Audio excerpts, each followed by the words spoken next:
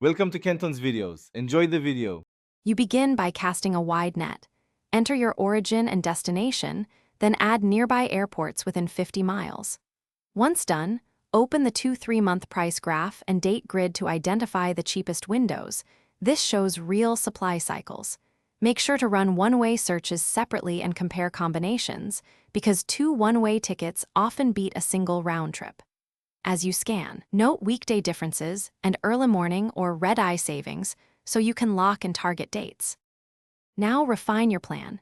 Toggle multi-city to test mixed airline itineraries, since combining carriers can save large sums.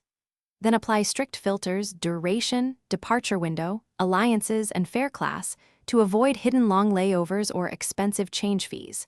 Once a few itineraries look promising, set price tracking alerts and compare permutations, different hubs, outbound/inbound swaps, or separate carriers. This detailed execution reveals realistic trade-offs between price and risk, so you can pick the best value before purchase.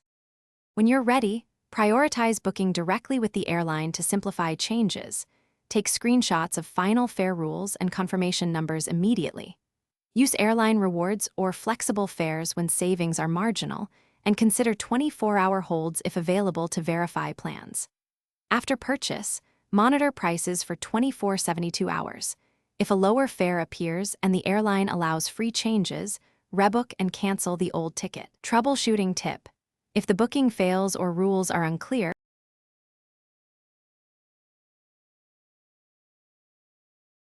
Thanks for watching. Consider subscribing if we helped you.